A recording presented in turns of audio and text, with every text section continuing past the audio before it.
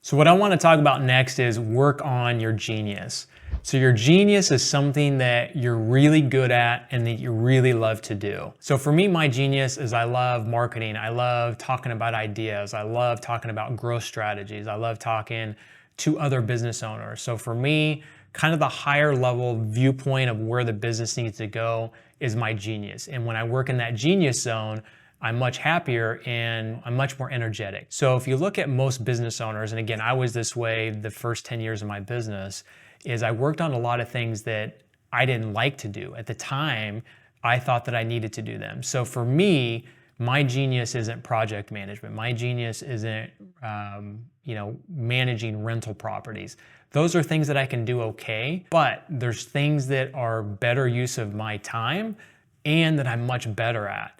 And what I've found is when I find my genius and I find things that aren't my genius, the things that I thought that I was really good at that weren't my genius, that I kind of thought were, that don't drive the business, that are lower dollar productive activities, I always found someone better to run those departments. And even the things that are in my genius, I still have the mentality that I can find someone better at whatever it is that I want to hire for. Because a lot of people think, for me, I need to do this, or I need to do that, or I need to write checks or do books because, I need to keep my hands on things. But when you look at it, you can typically find someone that you can trust in those roles. And every department that I look at that I've hired out, I have found someone better at me doing those jobs. First thing is getting over that mental roadblock of thinking that you need to do everything and figuring out what it is that you like to do, figuring out what drives your business the most. And if you can match both of those up, you're good at it and you love to do it, you're not gonna feel like you're working as much. So one thing you can do to help find your genius is what I call an activities assessment.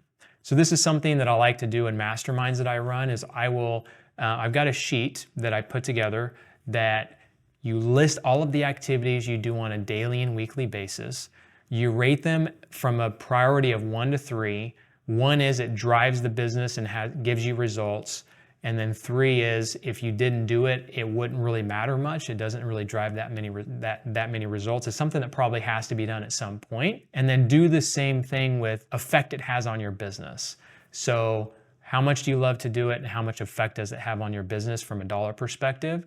And you take the things where you rate a 1 for both of them, and usually you can find your genius in there. So some people's genius might be bookkeeping. Some people's genius might be doing acquisition. Some people's genius may be project management. Some people's genius is marketing. So finding it is what you love, doing that as much as you can throughout the day. It's going to not only, again, provide energy to you and feel like you're not working, but it's also going to drive the most results for your business. Because again, if you find something you love to do and you find something that drives results for your business and you work on that 80 to 90% of your day, you're not going to feel like you're working and your business is going to thrive because of it.